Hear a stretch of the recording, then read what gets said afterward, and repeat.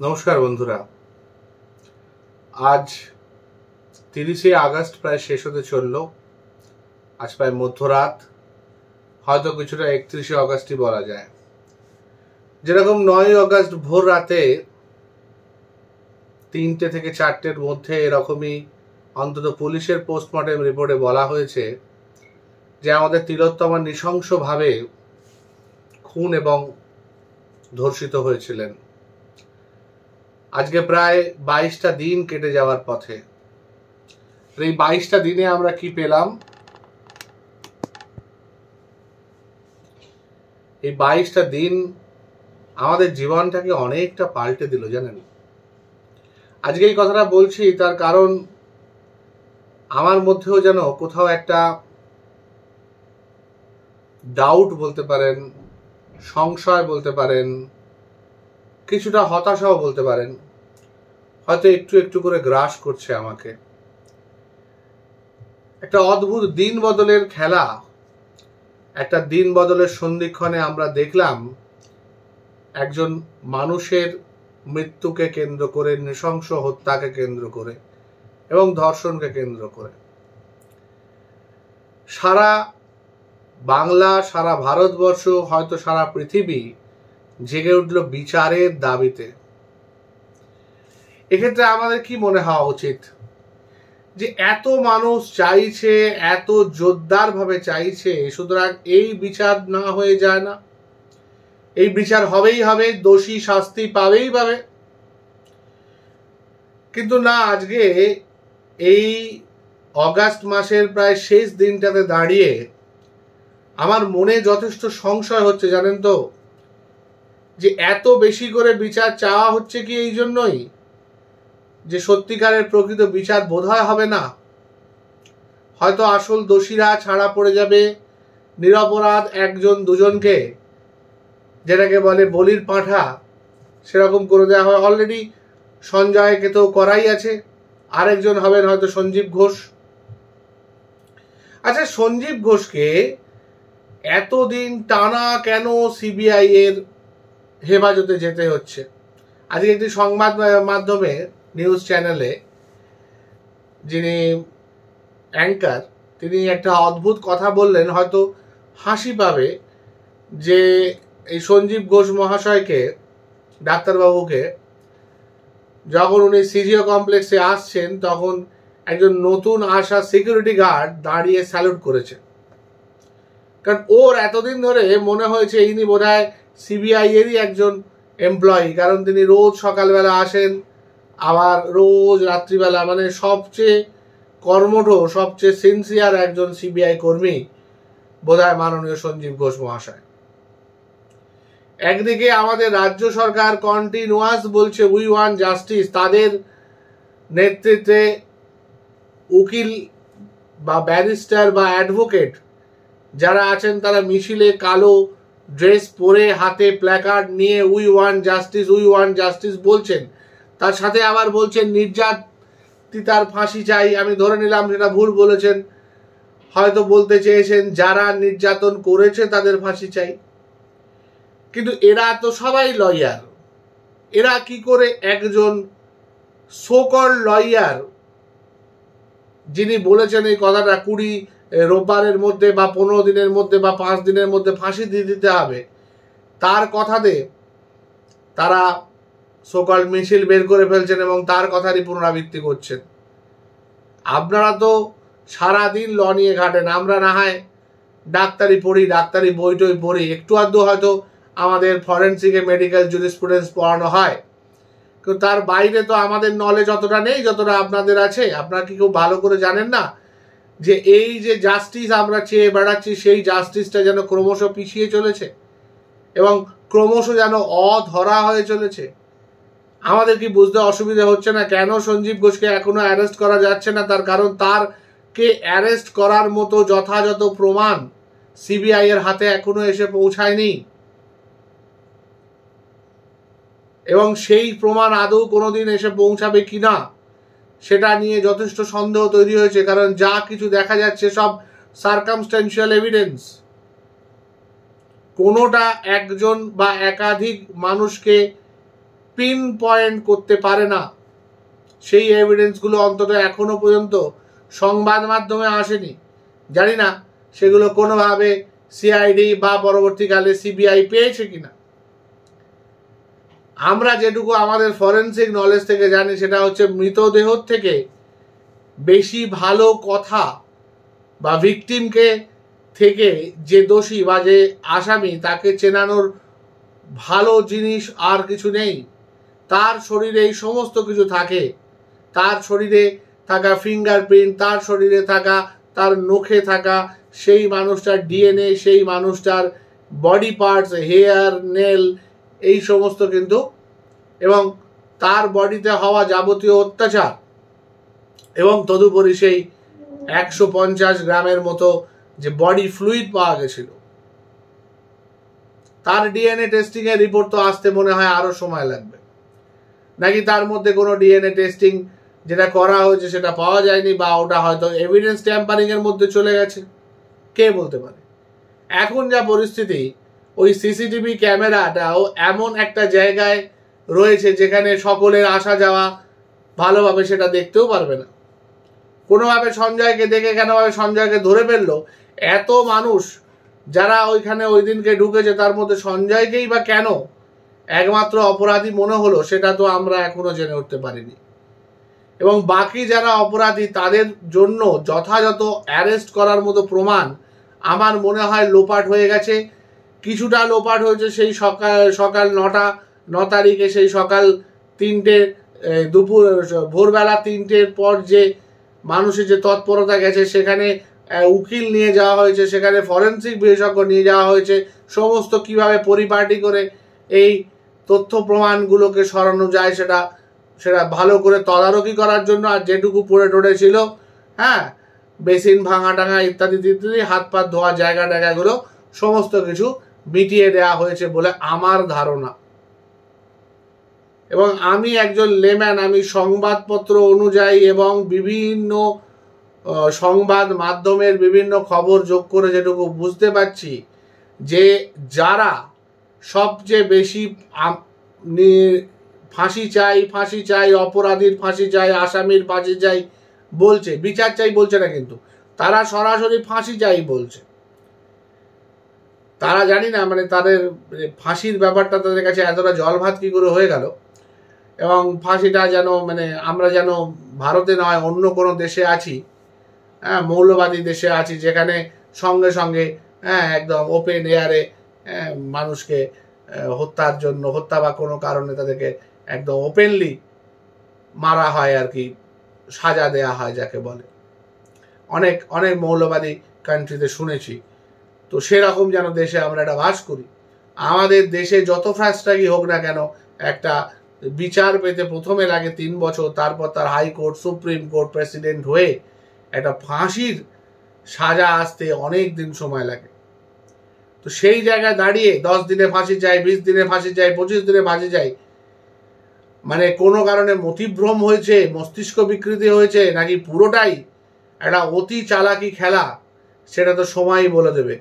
কিন্তু যারা এটা বেশি করে বলছে তারাই খুব ভালো করে জানে যে বেশিরভাগ এভিডেন্স ট্যাম্পার হয়ে গেছে, কারুকে কিচ্ছু করা যাবে না, কাউকে অন্তত ক্যাপিটাল পানিশমেন্ট দেওয়া যাবে না, এবং খুব সুন্দর করে এই গোটা জিনিসটা সিবিআই এর ঘাড়ে ফেলে দেওয়া যাবে, এবং সিবিআইও খুব ভালো করে এটা ঘাড়ে নেবে, কারণ তাদের তো পারফরমেন্স রেকর্ড সবার জানা, সেই নোবেল চুরি থেকে সারদা, নারদা, আধুনিক সময়ে এই খাদ্য কেলেঙ্কারি, শিক্ষা কেলেঙ্কারি, কয়লা কেলেঙ্কারি, গরু পাচার কেলেঙ্কারি, সন্দেশখালি ইত্যাদি প্রভৃতি হয়ে হাঁসখালি, কামদুনি, আর কত নাম বলবো, নাম বলে বলে মানে এখন তো আমাদের পশ্চিমবঙ্গে যা পরিস্থিতি হয়েছে যে বিরোধী পক্ষ সবাই সিবিআইকে দাবি করবে, এবং এরাও খুব ভালোভাবে সিবিআই এর হাতে সমস্ত কিছু দিয়ে দিচ্ছে। যারা ধর্ষকের ফাঁসি চাইছে,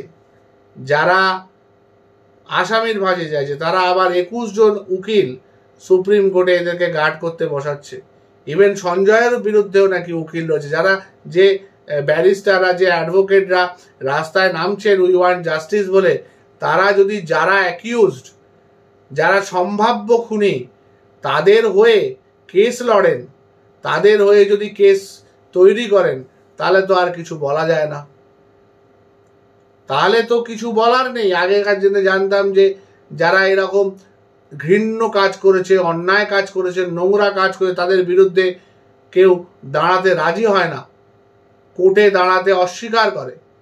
তো সেই জায়গায় দাঁড়িয়ে যারা ওদের হয়ে কেস লড়ছেন, তাদেরকে আর কি বলবো, কিছু বলার নেই, বলতে হবে ভগবান আপনাদের মঙ্গল করুন। আর আমাদের জুনিয়র ডাক্তারদের পাশে আমাদের পূর্ণ সমর্থন আছে। আমরা চাই ওরা যেন জাস্টিসটা পাওয়ার জন্য লড়াইটা চালিয়ে যায়।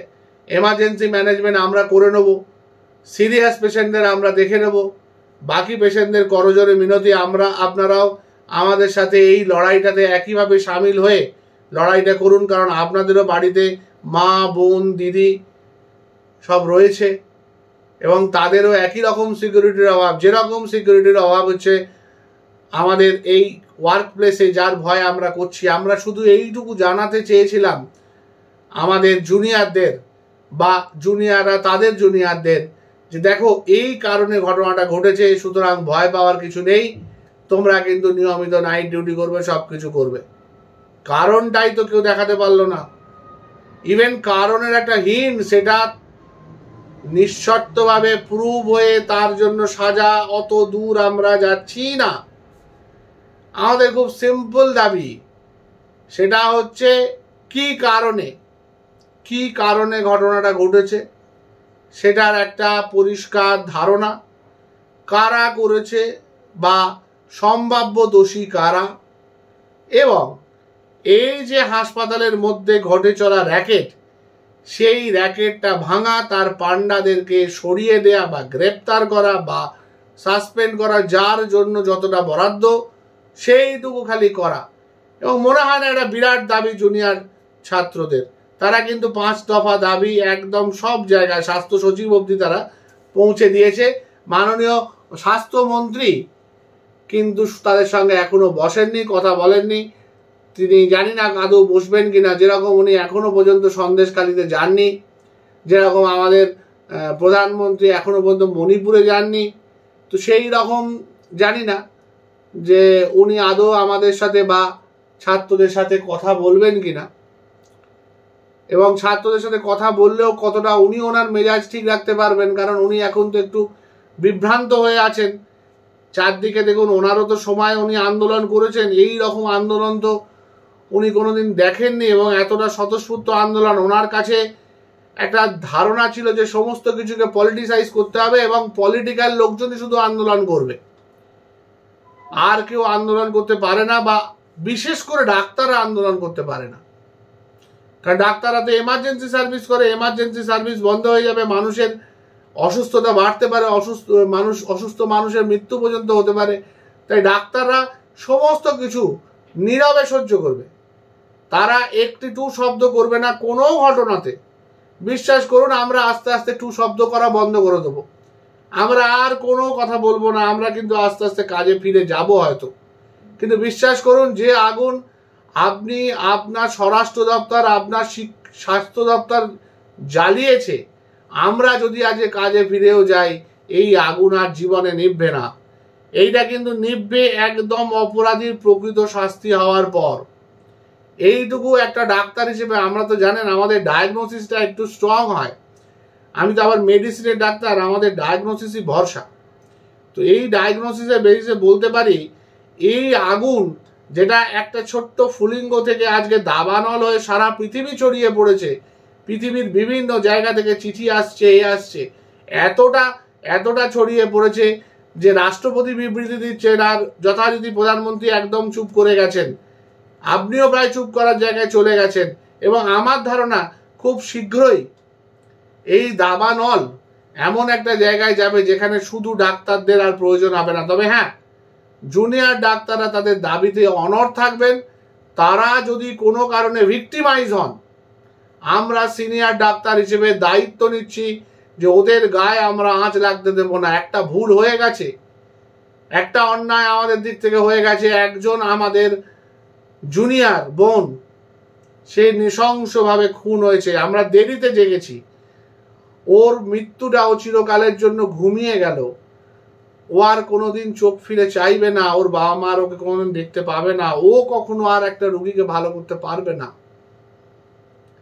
কিন্তু ওর মৃত্যুটা আমাদের জাগিয়ে দিয়ে গেছে। একটা মানুষ চিরতরে ঘুমিয়ে একটা গোটা সমাজ ব্যবস্থাকে জাগিয়ে দিয়ে গেল। কি অদ্ভুত লাগে না? ভাবতে এক সময় শিউরে উঠতে হয়, আর এক এক সময় ভাবতে হয় যে এগুলোই কি সংগ্রামের বলি বলা হতো? আমরা যে বড় বড় বইতে, বিপ্লবের বইতে পড়েছি যে সংগ্রামের জন্য যজ্ঞে ঘৃতাহুতি দিতে হয়, এটা কি তাই ছিল? এরকম একটা নিরীহ নিষ্পাপ মেয়ের ঘৃতাহুতি দিতে হলো? কোনো উপায় ছিল না আর। বড় বড় ভেতর থেকে খারাপ লাগছে, জানেন তো।